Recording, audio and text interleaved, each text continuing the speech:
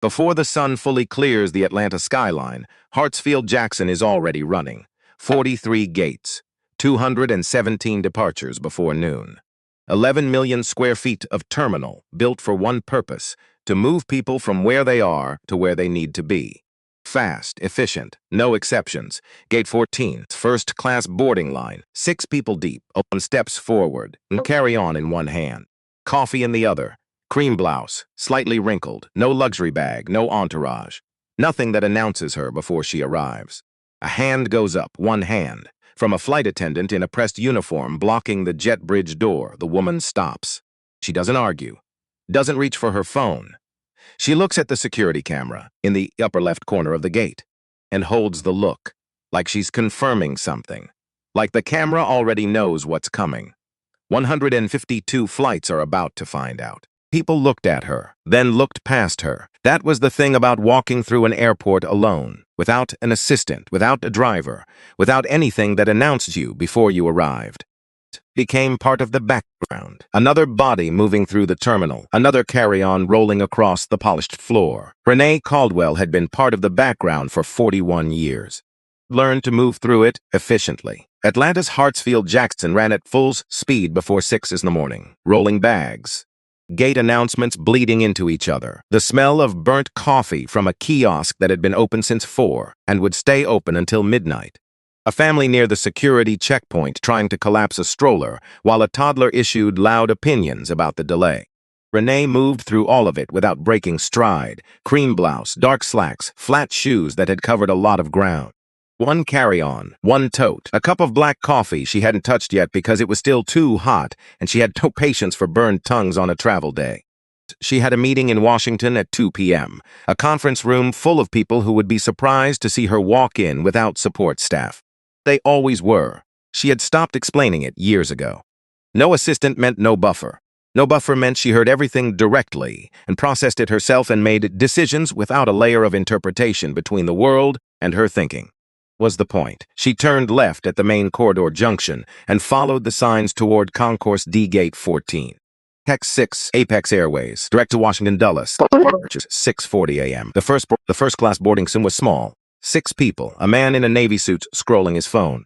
A woman with a leather portfolio under one arm, a younger couple with matching luggage, and near the front standing with the relaxed authority of someone who had never once thought about whether he belonged somewhere, a man in a gray blazer with silver at his temples. His name was Alden Brooke. She didn't know that yet. He didn't know her name either. The gate agent began scanning passes. Routine, soft, beep, nod, move along. Renee stepped forward. That was when the Parks moved. Donna was 38, 11 years with Apex Airways. She knew the boarding protocols the way most people knew their own phone number, automatically, without having to think. She was good at her job, professional, the kind of crew member who arrived early and left late and never needed to be told something twice. She also carried something that 11 years of procedure had never named, a particular sorting mechanism, the kind that made quick assessments at cabin doors before any boarding pass was ever scanned. Not malicious. She would have said it wasn't malicious. She would have believed that. That was the hardest part of the whole thing. Stepped forward from the gate entrance and raised one hand. Ma'am, I need to re-verify your credentials before you board. Stopped. My pass was scanned. I understand. But first-class verification requires secondary verifications today. New protocol. Renee looked at her. Unhurried. That protocol applies to standby upgrades. I'm going to need you to step to the side while we confirm. Like a request. Weight of a decision already made. Renee stepped to the side. She did not argue. Did not escalate. Did not do what they perhaps expected, which was to get loud and give them a reason to deploy words like disruptive and unruly. Words that always seemed to travel fastest when aimed at certain kinds of people. She waited. The line shifted behind her. A few glances thrown her way. Quick ones. The practice kind that pretend not to be glances. Alden Brooke looked up from his phone for 2 seconds, then looked back down. Donna spoke into her radio, low. Did away. 40 seconds later, Captain Frank Mercer appeared, 56 years old, 29 years with Apex Airways. The uniform pressed sharp. The kind of face that had absorbed a lot of weather and a great deal of authority, and had let both settle into something close to certainty. From the jet bridge and stood at the threshold. He looked at Donna. She gave a small nod. At Renee, she watched him do the full assessment, unhurried, systematic, cream blouse light wrinkled from the drive over. Shoes, no luxury bag, no jewelry except the watch on her left wrist, brushed steel casing, small logo on the face, not a brand he recognized. No visible markers of the category he was deciding whether she occupied. 4 seconds. Decision made in 2, ma'am. His voice was measured. Patient in the way that people are patient when they believe they are being reasonable. Unless you can pull up digital elite clearance or priority documentation, I'm going to have to ask you to step aside. The confirmed first-class passengers through. He paused. The real first-class passengers through. Real. One word. It didn't announce itself. Didn't arrive with any particular emphasis, just settled into the air between them, quiet and enormous, the way certain words are when they say the thing the speaker didn't realize they were saying. Renee let it sit. She didn't flinch, didn't look away. She looked at Frank Mercer the way you look at something you have seen before, in many different buildings, wearing many different uniforms, carrying many different titles, and recognized every time. You are not what this space is for. 41 years on this earth. 41 years of knowing exactly what that look meant, in exactly which rooms it appeared, delivered by exactly which kind of face. 12 years spent building something because of it. In the general boarding section that had not yet moved, 3 rows back, a man in a gray hoodie had his phone at a low angle. His name was Damon Webb, 34 years old, travel blogger, 80,000 followers, and a specific instinct for when something ordinary was about to become something it wasn't supposed to be. Been watching since Donna Parks raised her hand. He pressed record. Renee did not respond to Frank Mercer right away. She stood still for a moment that felt longer than it measured. Not passive, not frozen. The stillness of someone who knows exactly what they are about to do and has chosen to do it without anger. Theater. Because anger would have made it easier for them, and she was not going to make it easier. She set her coffee on the edge of the gate counter, unhurried, reached into her tote, pulled out her tablet. But waited, expecting probably a booking confirmation, a loyalty program screenshot, something routine. She did not open email. She opened a black interface. Almost bare, a live data grid across the top, a running log down the left margin, and in the center, a verification panel that accepted exactly one credential in the world.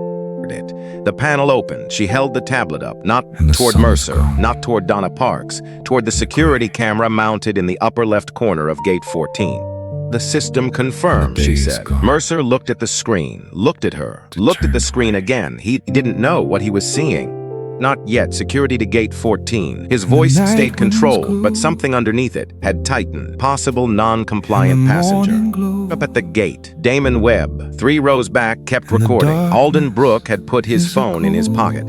He was watching directly now, not pretending otherwise. Something about the way the woman was standing, not arguing, not retreating, holding a tablet toward a security camera with the focus of someone executing a plan, had made the usual social contract of looking away feel inadequate.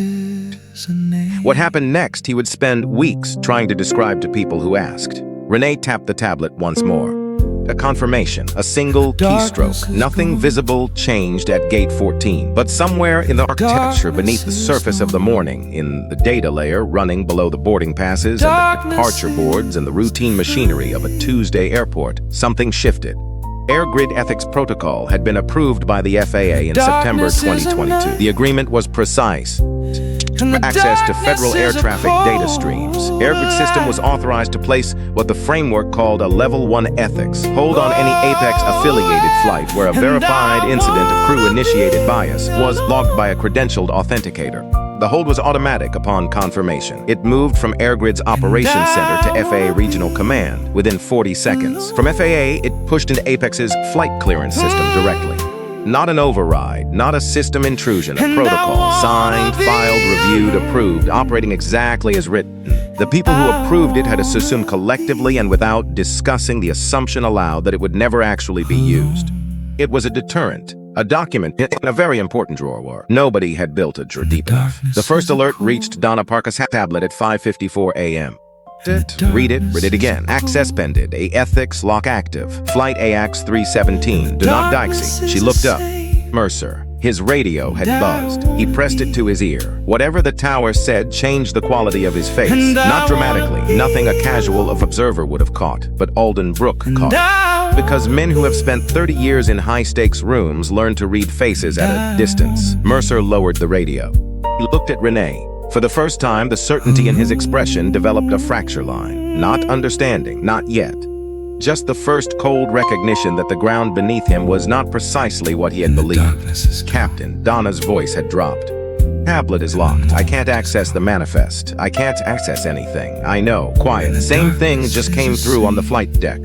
That mean? He didn't answer. He was still looking at Renee, and Renee was looking back at him with an expression that was not triumph, not not the performance of vindication. Patience. The particular patience of someone who built a system carefully over many years and is now watching it function exactly as designed. She picked her coffee up from the counter, walked to a chair beside the gate window, sat down, crossed one leg over the other. Row 1A was on the other side of that door. Her seat, her flight, she was prepared to wait. The first 7 minutes moved fast, stayed invisible to everyone at exit 14. 4 Apex flights in Atlanta lost departure clearance within 90 seconds of the initial signal. 11 more across Georgia and Tennessee followed in the next 3 minutes. FAA regional duty officer in Atlanta had AirGrid's operations center in Washington on the line before the count reached 60. By the time he reached his supervisor, it had passed 152 flights, all Apex Airways. All domestic, sitting on tarmacs from Atlanta to Phoenix, Boston to Seattle, engines ready, passengers aboard, crews receiving the same 3 words from tower control that had never before appeared together in this context. Active at AirGrid's operations center in Washington, Dr. Grace Okafor stood at the main console and watched the map populate with yellow markers. 52 years old, the kind of calm that came not from detachment but from preparation. She had worked alongside Renee for 9 years and understood the architecture of what they had built. She had always known the day would arrive when the system's trigger would be pulled. She had just never known which gate it would start at. "Confirm the authenticator ID," she said to the analyst beside her. He pulled it up, read it aloud. She nodded once. "FAA legal liaison on the phone, and find me the Apex General Counsel." Back at gate 14, the boarding line had dissolved into something shapeless. Passengers drifted toward the windows, checked phones, asked questions of gate staff who had no answers to give. A woman called her husband to say she didn't know when the flight was departing. Man in business class began calculating whether he could still make his connection if they pushed back 90 minutes late. Alden Brooke had moved to a chair along the wall, not far from Renee, though he had not chosen the location consciously. Or perhaps he had. He wasn't certain of his own motives in that moment, which was an unfamiliar position. He looked at her. She was reading something on her tablet, or appearing to. Her posture was entirely composed, coffee half finished beside her, one leg over the other. The posture of someone who had already done the hard part of the morning and was now simply present. He had no idea who she was. But he understood something. Whatever had caused the locked tablets, the frozen clearances, the shift in Frank Mercer's face had originated in the moment she stepped forward in that boarding line.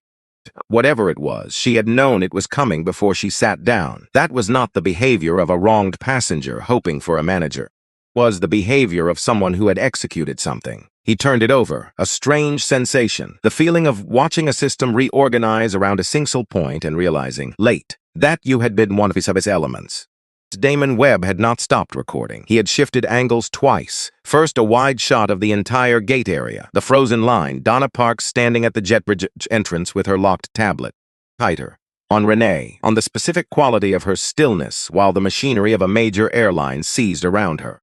Flown enough routes, documented enough incidents, to know the difference between chaos that arrived from outside and chaos that radiated from one person making a decision.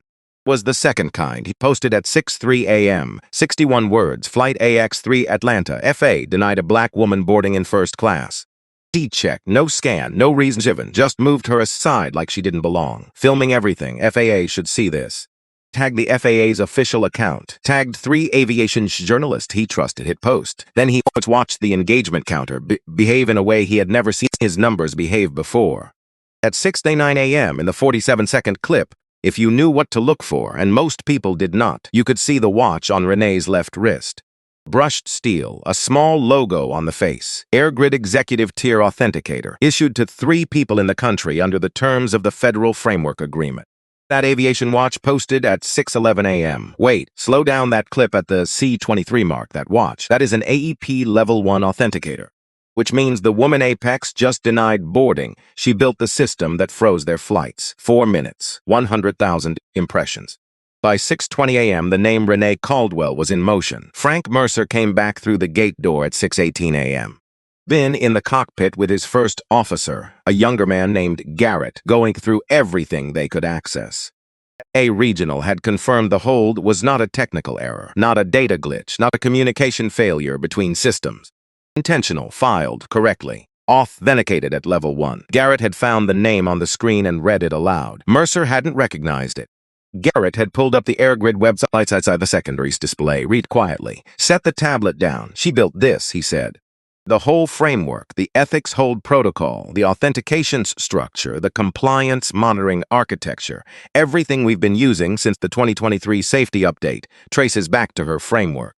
Mercer said nothing. The crew behavioral monitoring tools, the automated incident flags, the data compliance upgrades from last spring. Looked at him. She designed the room, Frank. We just assumed it was ours. Mercer sat with that. 29 years of flights, every gate decision, every cockpit call, every moment of trusting his own read of a situation without examining what the read was based on. About the word he had used, real. He pressed the intercom button. His voice came out even, practiced. Ladies and gentlemen, this is Captain Mercer. We're experiencing a systems delay requiring FAA review before we can push back. We appreciate your patience and will provide updates as they become available. Standard language, neutral, revealing nothing. But the certainty that had been in his voice at the gate, the unquestioned ease of a man directing someone to step aside, was no longer quite where he'd left it. He returned to the gate area and found Renee still in her chair. He stood in front of her. For a moment, he said nothing. 29 years of aviation authority had not equipped him with language for this specific situation. She looked up and waited. Paul paused. "Aye, the seat is 1A, she said. Quiet, factual. Window, I'd like to board." Stepped aside. She picked up her carry-on, picked up her coffee, walked through the gate door without looking back. Parks was at the front of the cabin when Renee boarded. She still had the locked tablet in her hand. Spent the past 20 minutes reading enough to understand the general shape of what had happened, if not all its dimensions. The woman now walking down the jet bridge was not a passenger who had experienced an inconvenience. Renee walked past her without stopping. She stowed her carry-on, settled into 1A, opened the window shade. The tarmac outside was silver in the early light. A ground crew vehicle moved in a wide arc near the nose of the plane. Somewhere behind them, an Apex regional jet was being pushed toward a runway that would not grant departure clearance. Held the particular silence of many people separately trying to understand the same thing. Alden Brooke was the last of the first-class passengers to board. He paused for a moment at the end of the jet bridge, looked at the woman in 1A who was now looking out the window. Down in 2A, neither spoke, but something had altered between them, invisible, unannounced, the way the atmosphere of a room changes after something true has been demonstrated, even when no one has put it into words. By 6:30 a.m., Damon Webb's original post had 80,000 views. By 6:45, it had crossed 300,000. By 7 a.m., Aviation Watch had completed its verification. Cross-referenced the watch against the AEP Executive Authenticator Registry. Cross-referenced the flight number against the active FAA hold log. Posted a full thread. The woman Apex Airways denied boarding this morning is Dr. Renee Caldwell, MT Systems Engineering. She designed the AirGrid Ethics Protocol, the federal monitoring framework for crew conduct in U.S. commercial aviation. She is one of 3 Level 1 authenticators authorized to trigger a compliance hold. This morning, she used that authorization on her own flight. Is currently active on 152 Apex flights nationwide. Estimated operational impact, $1 billion. This is not a malfunction. This is the system doing what it was built to do. The last line moved 40,000 times in the first hour. This is the system doing what it was built to do. Inside the cabin of Flight AX317, still parked at Gate 14, the information arrived in the way information arrives in a sealed space, in fragments, through phones, spreading row by row in whispers that grew less quiet as they traveled. She built the system, the woman in 1A. She built the thing that's holding us here. A woman in row 4 showed her seatmate her phone. A man in business class put his laptop away. The graduate student in row 11 read the thread 3 times, convinced to say she was misunderstanding something, then looked up at the first-class curtain and understood she wasn't. Alden Brooke read the thread in 2A and felt something arrive that he was not expecting. Not shock exactly, more like recognition. cold variety, the kind that arrives when a pattern you have been part of for decades suddenly becomes visible from the outside. Been in aviation finance for years before moving to commercial lending. He understood the industry, had sat on advisory boards, reviewed dozens of technology proposals from startups trying to break into the sector. He remembered the Air Grid folder, now with a specificity he had not permitted himself in 9 years. The technical details, the photograph on the cover page. He had looked at it and made a decision in under a minute. Called it judgment. He had moved on to the next folder before the meeting was finished. The woman he had dismissed the minute of his attentions was now in the row in front of him, on a flight that could not move, held in place by the system she had built after he had decided she was not worth funding. He put his phone in his pocket. He sat with his hands in his lap and looked at the back of her headrest and thought about what it meant to have been wrong, not just once, but structurally. Just in one meeting, but in the whole orientation of how he had moved through his career. What he had paid attention to. What he had let himself see. In row 9, Damon Webber posted one final thing before the captain came on the intercom. She never raised her voice. She never had to. At 7:22 a.m., the FAA regional duty officer called the Apex General Counsel. 7:31 a.m. sent an internal alert to all gate supervisors. Do not attempt to override the AEP hold. Compliance review in process. CNN's aviation correspondent filed a breaking update. At 7:51 a.m., CNBC put the number on screen. Estimated operational impact of the hold, if maintained through the morning window, to $1 billion. At 7:55 a.m., Renee Caldwell's name appeared on 3 national tickers simultaneously. In seat 1A on flight S37, still parked at gate 14 of Concourse D, a woman in a cream blouse with a slightly wrinkled collar finished the last of her black coffee and looked out the window at the silver morning light sitting flat on the tarmac. Checked the news, did not look at the view counts or the broadcast chyrons or the CNBC figure. She looked out the window because this had never been about $1 billion, had never been about 152 flights or one airline or one protocol. Never even been about gate 14. Not really. It had been about a hand raised at a boarding line. Captain saying the word real. About every room Renee Caldwell had ever walked into where someone had run the same silent calculation and produced the same quiet answer. She had spent 12 years building something that could answer back. This morning it had, and out past the silver tarmac and the ground crews and the motionless jets and cascading news alerts traveling across the country, the sky was doing what it had always done. Waiting. It was not neutral. It had never been neutral. The systems that operated beneath it had simply been arranged for a very long time, as though it was. Arrangement had just changed. Not everywhere, not all at once, but here today, on a Tuesday morning in October, at gate 14 in Atlanta. Changed. 17 days. That was how long it took Washington to arrange the chairs. 17 days of phone calls and internal Apex meetings where nobody said the word discrimination out loud, but everyone in the room was thinking it. 17 days of FAA legal liaisons working through the framework language, aviation journalists filing requests, and Twitter threads multiplying like something with its own metabolism. That the hearing, Hart Senate Office Building, room 216, 8 a.m. on a Thursday in November. Renee had been to Washington before. Many times, technical reviews. A budget presentation in 2021 that lasted 4 hours and produced nothing except proof that the people controlling aviation funding did not fully understand what aviation software did. Conferences where she sat on panels and answered questions from moderators who had prepared for a different kind of answer than she gave. This was different. She knew it the moment the cab turned onto Constitution Avenue. People outside the building, not a protest crowd, no chanting, no organized formation. 80, standing in the cold November air with the patience of people who had driven some distance to be there and intended to stay. She read the signs through the window as the cab slowed. The skies are not neutral. The dignity is not upgrade. Because we matter. She did not ask the driver to slow down, did not reach for her phone to photograph them. Each signs as it passed and let it register. She paid the fare, got out, walked through the front entrance. The hearing room was built to produce a specific psychological effect. High ceilings, marble on every horizontal surface, a long, curved table elevated at the front where 11 senators would look down at the witness table below. public gallery filled to the last, staff moving with the compressed energy of people aware that cameras were running. Cameras were running. Renee walked in alone. No attorney, no communications director, no assistant with a folder of prepared talking points. Her coat, her tablet, and a black pen she placed beside the tablet without intending to use it. The murmur in the room adjusted when she entered. Dramatic. Just a shift in the quality of attention, the particular change that happens when the person everyone has been anticipating arrives and turns out to be quieter than expected. Theatrical, more contained. She sat at the witness table, set the tablet in front of her, waited. Senator Roy Latham settled into the center chair at the elevated table.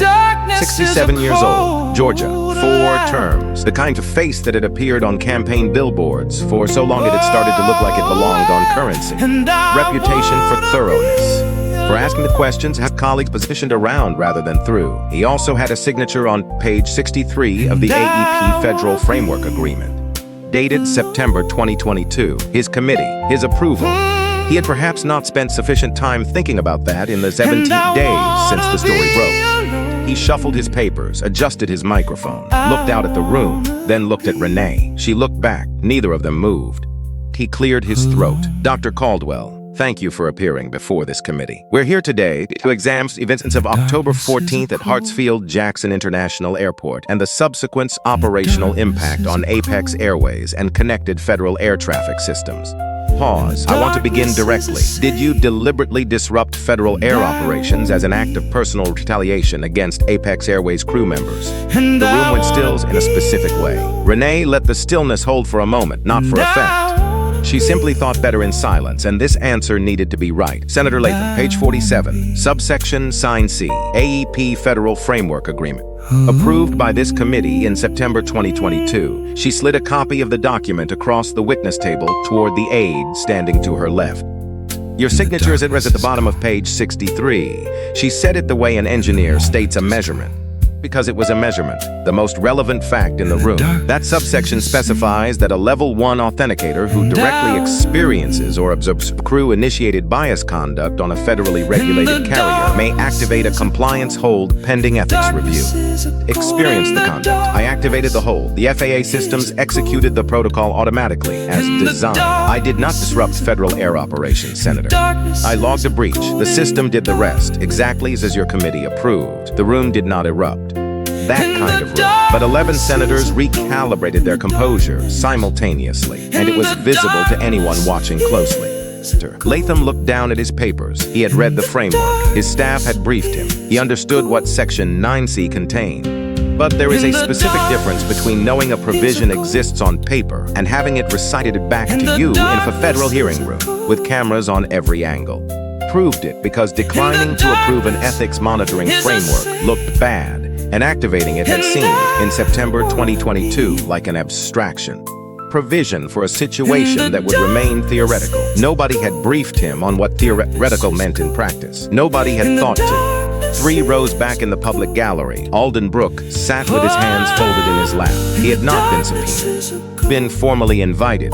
He had come anyway. He had booked his own train ticket from Atlanta 2 days after reading the hearing notice in the news. Told no one he was going. He had arrived at Union Station at 6:30 a.m., taken a cab to Constitution Avenue, walked past the signs outside without stopping, and found a seat in the 3rd row of the gallery before the room filled, and watched Race Caldwell answer questions from United States senators without a lawyer beside her, with the precision of someone who had anticipated every question before it arrived. And he thought about a conference room in Atlanta 9 years ago. The hearing moved through its structure. Other senators took turns. Some asked technical questions about the mechanics of the compliance hold, how the AEP authentication worked, what the legal boundaries of a level 1 activation were, whether the system could be triggered remotely or only by direct physical presence.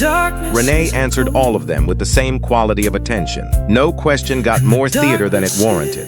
No question got less than a complete answer. A senator from Tennessee asked whether she had considered contacting Apex Airways customer service before activating the protocol. The room went quiet in a specific way. Renee looked at him. The incident occurred at 5:51 a.m., she said. I checked the Apex customer service wait time while standing at the gate. 43 minutes. Something moved through the public gallery that was not quite laughter but shared its shape. The senator from Tennessee looked at his papers. A senator from Ohio asked about the scope of the hold, whether 152 flights was a proportionate response to a single boarding incident. The hold applied to the carrier network, not the incident, Renee said. If Section 9C doesn't distinguish by scale, when a Level 1 breach is logged, the hold covers all active operations under that carrier's federal authorization until the ethics review is complete. What the framework says. That's what this committee approved. She paused. If the scope feels disproportionate, the mechanism to adjust it is an amendment to the framework. I'd welcome that conversation. At 45 minutes into the session, the gallery doors at the back opened. Alden Brooks stood up. He raised his hand, old-fashioned, deliberate, the kind of gesture that belonged in a different era and looked slightly out of place here, which was exactly why it stopped the room. The moderating aide looked at him with the expression of someone encountering a situation not covered in the briefing materials. Latham looked up from his papers. "Sir, this is a closed witness session, I'm aware." Alden's voice carried without effort. 30 years of running meetings. I'm requesting to make a voluntary statement. I have testimony directly relevant to what this committee is examining. Passenger on flight ACE 37, seat 2A. I witnessed the boarding incident. Latham looked at his colleagues. A silent exchange. He nodded. Alden walked to the witness table. He did not look at Renee as he sat down. Ready for that yet, and he knew it. He adjusted the microphone. Took a breath, began. "My name is Alden Brooks. I'm a former commercial lending director. I was first class on flight AX 317 on October 14th. I watched what happened at gate 14 from the front of the boarding line." He paused. "I also have a prior connection to Dr. Caldwell that I believe this committee should hear before it draws conclusions about what this case represents." He told them about the folder, the AirGrid proposal that had come across his desk 9 years ago at First Southeast Bank. The conference room, the team he had assembled to review it, the 45 minutes he had spent with the document before calling the room together. He told them about the photograph on the cover page. "I looked at the founder's photo and I made a decision. Told my team the proposal lacked sufficient industry credibility for a product at this scale. We passed." He stopped. Told myself it was judgment, pattern recognition, experience. The room was very quiet. I've had enough distance from that decision now to say what it actually was. I saw a photograph and I ran a calculation I had been running my entire career without ever once examining the input. I didn't read past the first substantive page. The decision was made before I sat down. He looked at his hands for a moment. Had a first-class seat for 30 years. I've watched things like what happened at gate 14 more times than I can accurately count. Always that visible. Sometimes a delayed question, a slightly longer wait, a tone of voice, a word like real used in a specific context. Paused on that. I watched those things happen, and I told myself they were not my concern, that staying out of it was neutral. Choosing not to say something is still full a choice. I understand that now in a way I did not understand it when it would have made a difference. Silence is not neutrality. It is a position. It has weight and it accumulates. He was quiet for a moment. "I'm not here to apologize to this committee. I'm here because I think it means something when a man who has spent his career on the benefiting side of these systems says out loud that the systems are not neutral. They were built with certain assumptions, that those assumptions have costs, and that the costs are paid by people who did not design the system and were not asked about it."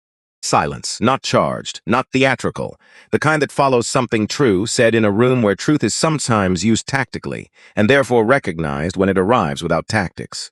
Latham looked at Alden for a long moment, then he looked at Renee. She was looking at Alden Brooks, not with warmth, not with coldness, with something more layered than either, the expression of someone who has been right about something, for a long time, and does not feel victorious about it. Who has known what this cost, and what it took, and what the room full of people who came before this whoop never saw, and now watches one person from that room see it, and feels the weight of how long it took. The hearing broke for lunch at 12:15. Renee found a small conference room on the second floor, closed the door, and sat in the first chair she reached.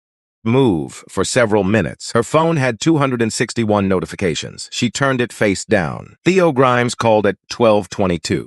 AirGrid's ops lead, 39 years old, with the specific professional gift of delivering difficult information without burying it in cushioning language. Someone tried to modify the incident log for AX 3710. Direct, no preamble, timestamp adjustments. Sequences alteration in the crew interaction record, an attempt to reframe the order of events at the gate. Renee closed her eyes for 2 seconds. Origin, traces to Apex's corporate IT infrastructure. Charlotte office, did it work? No. And here, for the first time in the conversation, Theo allowed himself something approaching satisfaction. You know it didn't. She did know. She had designed the logging system herself. Every entry in AirGrid's incident architecture was written to an immutable distributed ledger. No single access point could alter an existing entry. No timestamp could be adjusted retroactively. No sequence could be reordered after it was written. What you could do, and this was the element Apex had apparently not considered before attempting it, was try to modify it. Attempt was itself logged automatically in the same immutable system with its own timestamp and its own point of origin data. Airways had just generated documented evidence of attempted evidence tampering in a federal system during an active federal review. While the company's general counsel was presumably advising caution. Pull the attempt log, Renee said. Format it for the FAA submission. Include the origin IP, the timestamp of the attempt, the specific fields targeted, and the system's automatic response. Done at 12:19. To the FAA legal liaison now if you haven't. Sent at 12:19. She almost smiled. Thank you, Theo. She hung up, sat quietly for another minute. Then she reached into her coat pocket and took out a piece of paper folded twice. Carrying it since it arrived at the AirGrid offices, forwarded to her in Washington by Theo the week before. She unfolded it. 2 pages, handwritten. The careful, even script of someone who wrote by hand regularly and took the practice seriously. The writer's name was Beverly Osei, 44 years old. Registered nurse, Savannah, Georgia. She had a son, 7 years old. She described him in the letter with the specific tenderness of a mother who has spent years learning the exact language of another person's needs. How he moved through unfamiliar environments, what helped him and what didn't. The particular kind of advanced preparation that made the difference between a manageable experience and one that unraveled. 6 months before writing the letter, she had flown with him on an Apex Airways flight from Savannah to Atlanta. She had completed the Airline Special Assistance Form 3 weeks before departure. She had called to confirm the submission twice. She had received confirmation both times. On the day of the flight, none of the cabin crew had been briefed. She described the 3 hours, without drama, without the performed anguish that sometimes came with stories told for public effect. Just the facts of what happened and what was needed and what was not provided, despite having been requested in writing, twice confirmed, and logged in the airline's own system. She had filed a formal complaint upon landing. She had received an automated acknowledgement. 6 months of nothing after that. The news broke. Gate 14, Atlanta. A woman in 1A. A system that had answered when everything else had been arranged to absorb silence without consequence. Beverly Osei had watched the coverage for 2 days. Then she had sat down at her kitchen table and written 2 pages on lined paper. It ended this way. They called me on Wednesday, 2 days after everything happened on the news. An actual person called, not an automated system. They said they were reviewing special assistance protocols. They said they were sorry for what happened on our flight. They offered us 2 complimentary tickets. I said no to the tickets. I told them what I wanted was for them to understand why it happened and make sure it didn't happen to another mother traveling with a child who needed something specific. They said they would work on it. I don't know yet if that means anything real. I don't know if things will change in practice or just in the language they use. But I know they called, and I know why they called, and I wanted you to know that I know. Renee folded the letter along its original creases, put it back in her coat pocket. She thought about the boy whose name Beverly had not included in the letter. 7 years old, moving through a cabin that had not been prepared for him, despite 3 weeks of advance notices. 3 hours in an environment that had not arranged itself around what he needed because there was no mechanism forcing it to. Not built AirGrid because of Beverly Osei's son. She had not known about him, but she had known about the space he existed in. She had known that space her entire life, the space where the request was submitted and the confirmation was received, and then the confirmation was set aside and nothing happened, and nobody was apprised because the system was not actually designed to remember. She was building a system that remembered. That was the whole point. She picked up the pen from the table, turned a page in her notebook to a blank section, wrote 1 line. The hold accountability mechanism needs a follow-through protocol. Complaint logged must require documented resolution within 72 hours or flag escalates. She drew a box around it, stood up. Back downstairs, the afternoon session began at 2 p.m. By then, the Apex General Counsel had called the FAA legal office 4 times.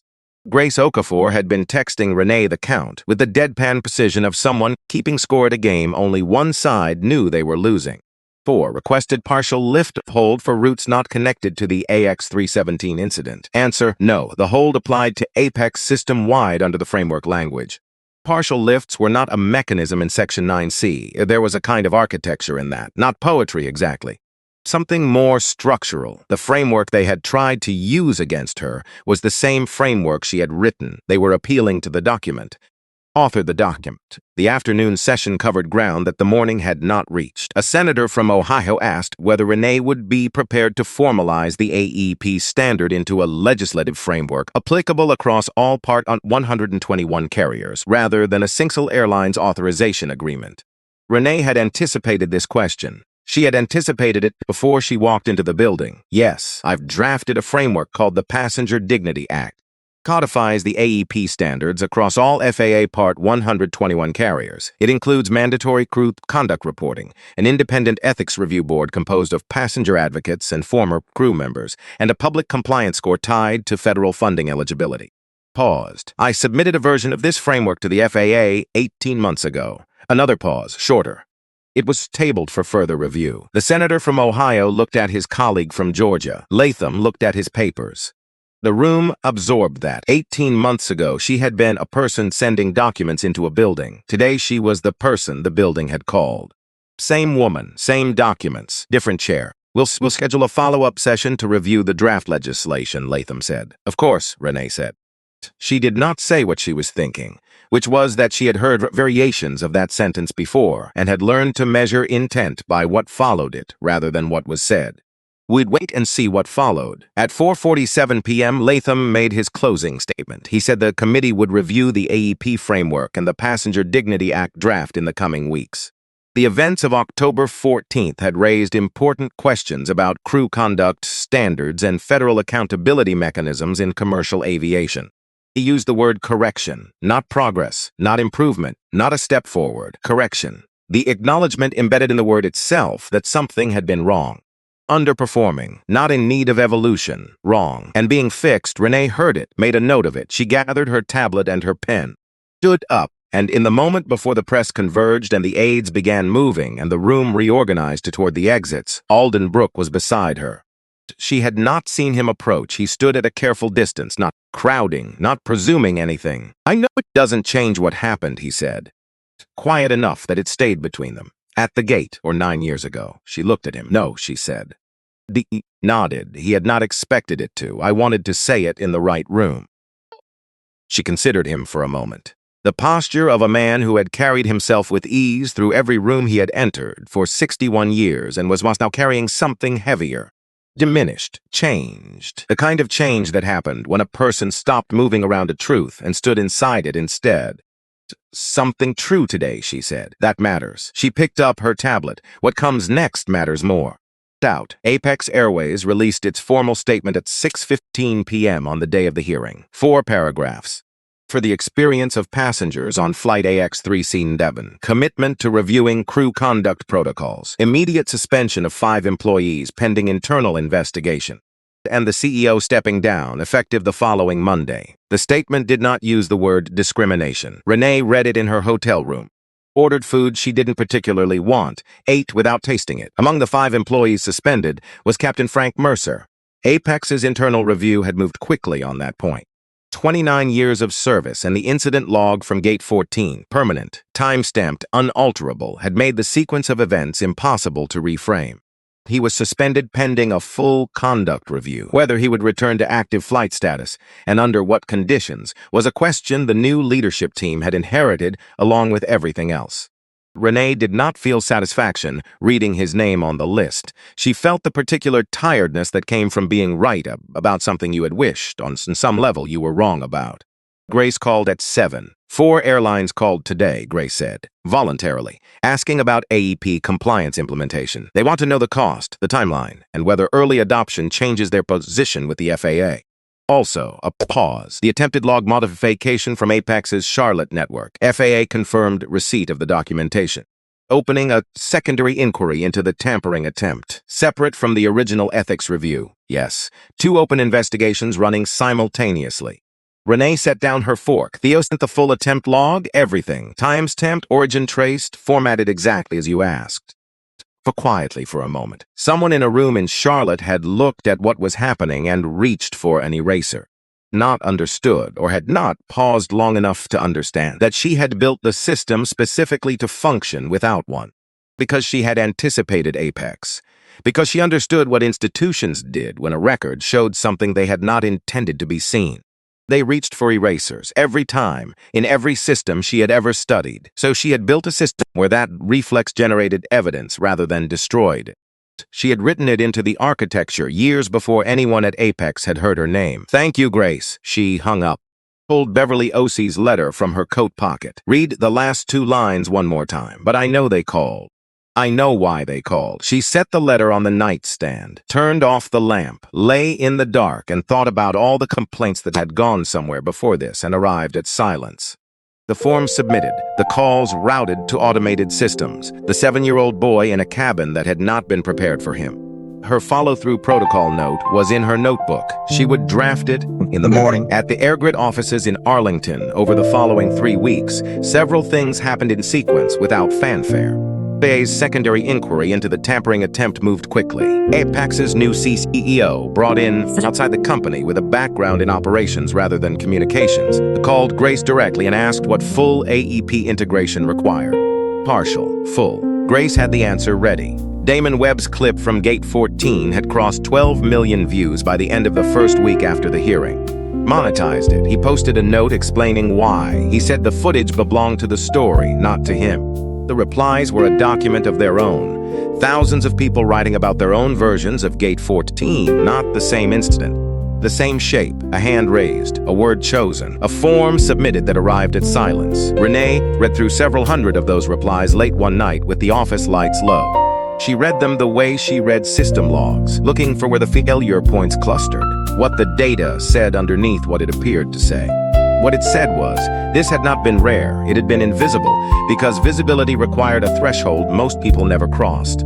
Crossed it because she had built the threshold herself. The Passenger Dignity Act draft was in her inbox, awaiting a formal follow-up session date, but she was not waiting passively. She spent the evenings of that third week refining the legislation language, tightening the compliance score methodology, building in the follow-through protocol. Complaint logged must produce documentive resolution within 72 hours, or the flag escalates automatically to FAA regional review. No more 6-month silences. The silence itself was now a reportable event. She sent the revised draft to Grace on a Thursday night at 11:40 p.m. Grace replied 3 minutes later. It read, "This is better than the version from 18 months ago. I'll have it formatted for Senate review by Friday morning." Renee put her phone down, looked at the window. The Arlington sky at midnight was a low amber from the city light below it. Dark, just the particular sky of a place where a lot of things were always being decided. She closed her laptop, went home, slept better than she had in 17 days. 79%, that was the number on the wall above her desk. Framed, not mounted, just printed on a sheet of copy paper and taped at eye level with 2 pieces of regular tape. A working number, not a finished one. 79% of domestic flights in the United States were now operating under AirGrid ethics protocol monitoring. Voluntarily, not as a gesture toward good optics, as a condition of federal clearance, tied to funding eligibility, tied to the kind of regulatory consequences that had made aviation legal departments restructure their compliance divisions. The number had been 71 in January. She had replaced the sheet twice. Each old version went into a drawer.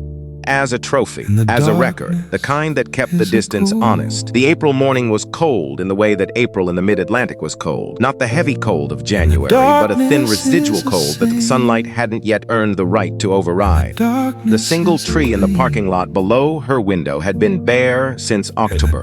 She had watched it through the bare months without thinking about it deliberately. A fixed point in the frame while other things moved. This week there were small things at the ends of the branches. White leaves, the intention of leaves. Green so new it was almost yellow, the color of things at the beginning of a becoming what they would be. She noticed them on Tuesday when she arrived early and stood in the parking lot before Supert upstairs. Then she went upstairs. coffee. The machine made its noise. She ignored it, sat at her desk, opened the AEP compliance dashboard. 79. Took down the old sheet, wrote 79 on a fresh one, taped it in the same place, kept working. Theo knocked at 8:45. He stood in the doorway with his tablet and the specific expression he wore when carrying information whose weight he hadn't fully calibrated. Parks contacted us, he said. Renee set down her coffee, let the name settle. She reached out through the general inquiry line first, Theo continued. 3 weeks ago, when she didn't hear back in 48 hours, she sent a direct email to your address, 2:14 a.m. 8 days ago, 2:14 a.m. Renee had been awake at 2:14 a.m. 8 days ago. She had a rule about her direct email after midnight. She didn't read it, because nothing good came from decisions made at 2 a.m. Donna Parks had been awake at 2 a.m. making one. Pull it up, Renee said. Theo handed her the tablet. She read 2 paragraphs, short sentences, no legal framing, no carefully positioned qualifiers of the kind that communications departments inserted to create the appearance of accountability while preserving distance from it. The first paragraph said she had completed Apex's mandatory bias retraining, that it had covered material she should have understood before she ever put on the uniform. Some of it was uncomfortable in the specific way things were uncomfortable when they showed you something accurate about yourself that you had been successfully not looking at. She had waited until the retraining was complete before writing. She had not wanted to reach out while still in the middle of it. Felt like asking for something before doing the work that warranted asking. The second paragraph said she was not asking for forgiveness. She understood that was not hers to request. What she was asking, written as a question, not a statement, was whether there was still a way to be part of repairing what she had helped damage. Was the entirety of it. No signed her name, Donna Parks. Renee read it twice, set the tablet on the desk.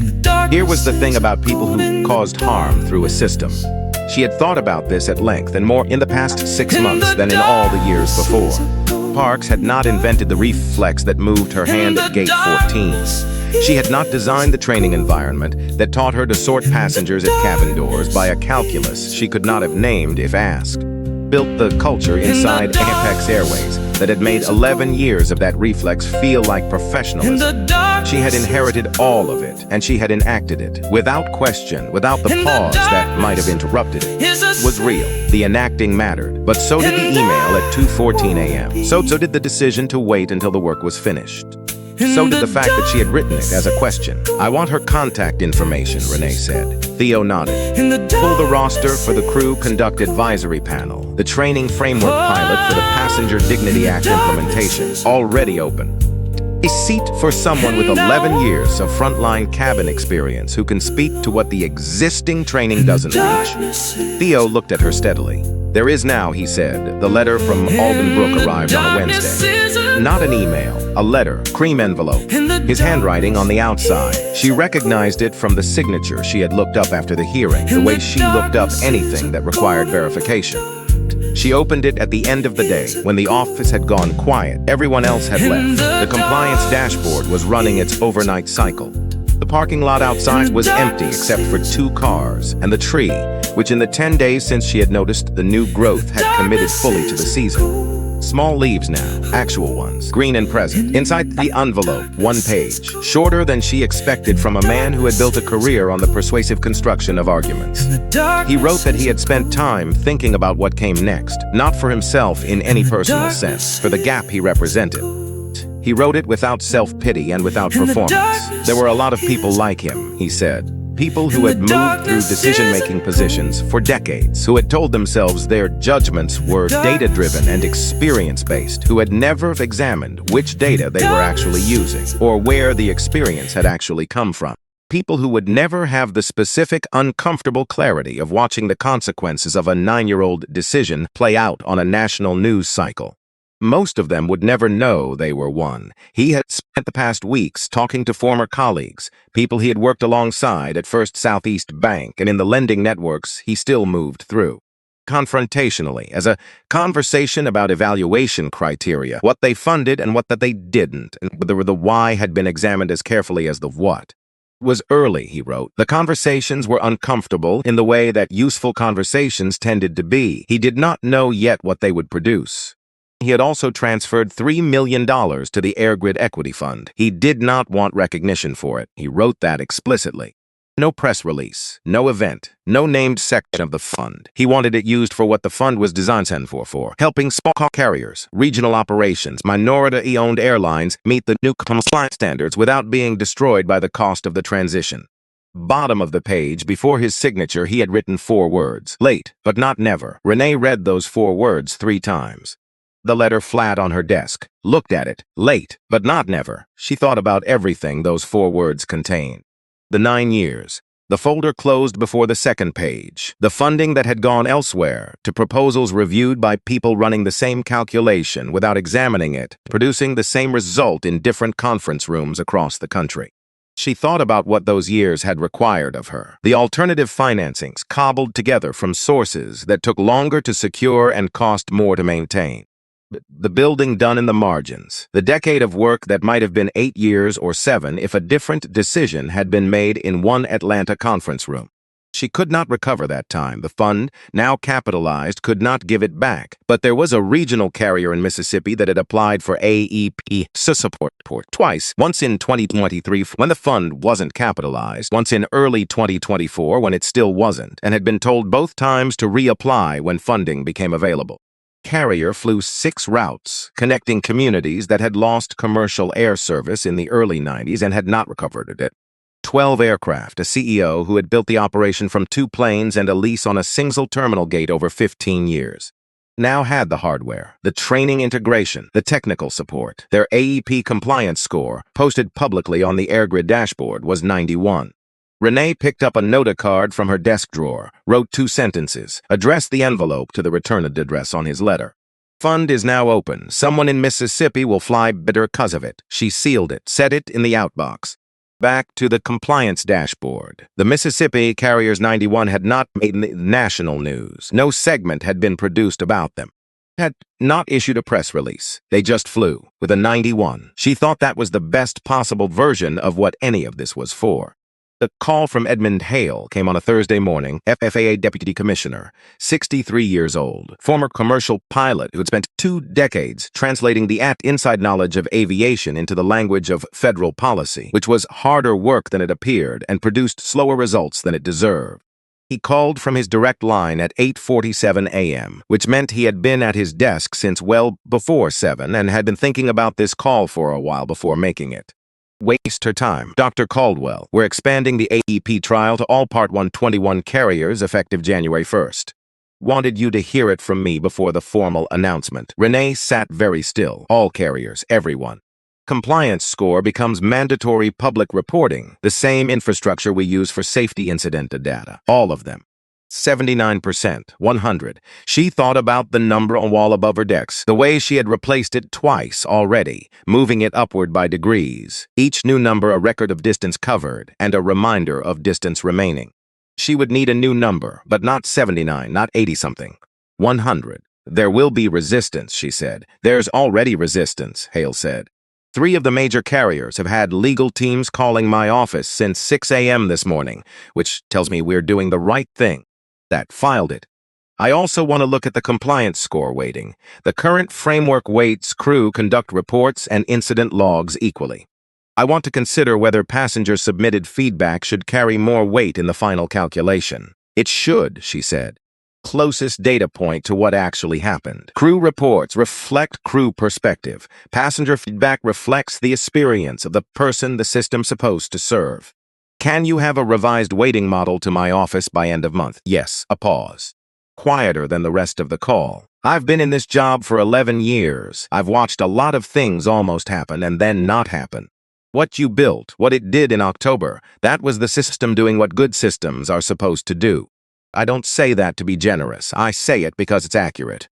Renee looked at the parking lot tree through the window. Full leaves now, properly green. The thin April light moving through them. Thank you, she said. 2 words, no ceremony. Were enough. She hung up, sat for a moment, then opened a new document and began drafting the revised weighting methodology. She had it to his office by the following Tuesday, 3 days ahead of the deadline. Not Donna Park for her first advisory session on a Monday morning in late April. Drove up from Atlanta, arrived early. in the small conference room on the third floor of the Arlington building with her hands folded on the table, looking at the people settling into seats around her with the expression of someone who understood. They had arrived somewhere they had not earned in a conventional census and was trying to work out honestly what they could contribute that someone else in the room could not. But Renee was not in that first meeting. She had asked Theo to run it, deliberately. Her presence would have changed the dynamic in ways that would not have served the work. Donna Parks needed to be able to speak plainly about what the training missed, about what 11 years inside a cabin crew culture actually felt like, about the things said in the galley between flights when passengers weren't listening and evaluations weren't being conducted.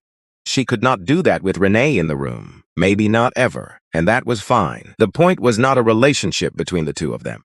The point was what Donna Parks knew. The point was that the woman who had raised her hand at gate 14 possessed 11 years of specific, granular, frontline knowledge about how the system they were trying to improve actually operated in practice. No consultant could produce that knowledge. No training study could replicate it. It existed only in the people who had lived inside the system long enough to understand its actual texture rather than its documented procedures. Theo called Renee after the meeting. "How was she?" Renee asked. "Useful," he said. "Theo's highest category." She said the retraining Apex gave her focused entirely on discrimination as an external event. Something that happened to passengers. Observable, categorizable, reportable. Nothing about the internal mechanism. The reflex that operates before the conscious mind has had time to evaluate what it's doing. Renee had expected that. She had read enough crew training curricula over the years to understand their primary function, which was legal protection for the carrier rather than behavioral change in the crew. She said she went back and read her original certification materials from 11 years ago. Theo continued. She said that nowhere in those materials, is that single module, was there anything about what to do when your own instinct might be the problem. Renee was quiet for a moment. "Write that down in those words," she said. "Exactly those words. That goes into the training framework draft." Already noted, she visited a school in Baltimore on a Friday in late April. The invitation had come 3 weeks earlier from a fifth-grade teacher who had built a ethics unit around the AX-317 case and written to ask if Renee would come speak to the class. The letter was handwritten, which she had found unexpectedly moving in a week full of formal correspondence. She had said yes before she finished reading it. The school was public, 40 minutes from Arlington by car. The building had been repaired rather than replaced across decades, which gave it the layered character of a place where decisions had been made continuously about what was worth maintaining. You could read the history of those decisions in the walls. She arrived at 10 a.m., 26 students, 10 and 11 years old. Arranged the desks into a horseshoe. A hand-painted poster on the wall behind them read, "The skies belong to everyone," in large, uneven letters, several of which had been filled in with an enthusiasm for orange that exceeded the lines of the stencil. Renee sat in a chair at the open end of the horseshoe. The teacher introduced her in 2 sentences. "Right call." For a moment, the students just looked at her. She had given presentations to set subcommittees and FAA technical briefings and aviation industry conferences, where the audience arrived having already decided what they thought and was waiting for her to confirm or challenge it. He had presented to rooms of engineers who were professionally obligated to find the flaw. This was different. These students would ask the questions nobody else bothered with. The first hand went up immediately, a girl in the second row. Small, serious expression that had probably been there since she was 4. Hair in 2 tight braids. "Did you know it was going to work?" she asked. "When you pressed the button. Did you know for sure?" Renee looked at her. "I knew the system would do what it was built to do," she said. "But knowing a thing will function, and knowing what comes after it, functions are different questions. I didn't know what would happen after." "Were you scared?" There it was. Not a question any senator had asked, not any journalist, not anyone in any of the formal settings where the events of October had been examined and debated and analyzed. "Were you scared?" Renee sat. "Yes," she said. The girl nodded as if this confirmed something she had already suspected. "My mom says brave people are scared too," she offered, "if they just don't let it make the decision." Renee looked at her for a moment. "Your mom is right." A boy near the far end of the horseshoe raised his hand, earnest, genuinely thinking about something. "How long did it take to build the system?" 12 years. His eyes went wide. 12 years was longer than his entire existence. "What? Nobody ever needed it?" he asked. "What if you built it and it just sat there?" Genuine question. The kind that came from actually turning something over rather than performing curiosity. Then it would have been an expensive reminder, she said. Some things take longer than they should to be necessary. He thought about that, but it was necessary. She said it was. The teacher walked her out at 11:30. They stood at the top of the school steps in the cool April air. Parking lot was quiet below them. A maintenance worker was salting a path near the entrance that didn't need salting anymore. The ice was long gone, but the habit of it was still running. Following this since October, the teacher said. We watched the coverage. I had to translate a lot of it into terms that made sense to them. But they kept generating new questions faster than I could answer the old ones. They asked better questions than most adults. One of them asked me why it took so long for someone to build this. The teacher paused. I didn't have a good answer. Renee looked out at the parking lot. The honest answer is that the people who needed it most weren't the people who controlled the resources to build it. So it required someone who managed to get to both before the door closed. Is that what happened with you? Far enough, Renee said. There are people who had the same capability and the same ideas, but the door closed a year earlier. For 2 years, the equity fund exists because of them, not me. She walked down the steps, drove back to Arlington. 2 months before that April morning, on a Tuesday afternoon in February, the Passenger Dignity Act moved out of full committee. Renee was in a technical review meeting when the vote happened. A detailed session on the revised compliance score weighting methodology, the kind of work that required full attention and produced no headlines, and was the actual foundation of everything the headlines were about. Theo sent a text at 2:47 p.m. One word, passed. She read it, set her phone face down on the conference table, returned her attention to the weighting model on the screen. She did not announce it to the room. The people around the table would see the news when the meeting ended. There was still work to finish, and the work did not pause for votes, even the right ones. But she sat differently for the next 20 minutes. Visibly, just internally, the slight shift that happens when something you have been carrying for a long time is finally set down somewhere it can stay. Gone from your awareness, no longer requiring the specific effort of being held up. Grace called at 4:61 to 39, she said. Yes, vote. Renee exhaled slowly. He gave a floor statement, Grace continued. Short. He used the word correction twice. She had heard that word from him in the hearing room in November. He was using it consistently now, which meant he had committed to the framing rather than reaching for it once and moving on. In the congressional record. Twice she could work with that. The formal FAA announcement on full Part 21 AEP expansion came the following week. Edmund Hale had warned her it was coming. The announcement itself was a one-page bulletin posted to the FAA website on a Wednesday morning with the same register the agency used for technical airworthiness directives.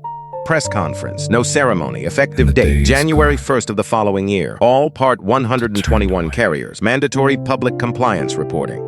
Weekly score updates. Federal funding eligibility tied to minimum threshold scores. Failure to meet the threshold triggers automatic escalation to FAA regional review. Stock market responded that afternoon. 3 carriers that had been early voluntary adopters of AEP compliance rose. 1 carrier that had been publicly resistant dropped 8%.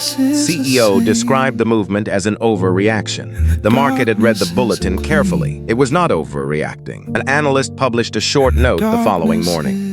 14 lines, the last read, ethics compliance is now a pricing input. Treat it like one. Alden Brooke called in March. Renee almost didn't recognize the number at first. Then she did. She picked up. Dr. Caldwell, Mr. Brooke, a pause. Brief. The space between 2 people who have had one significant interaction and are calibrating what register comes after it.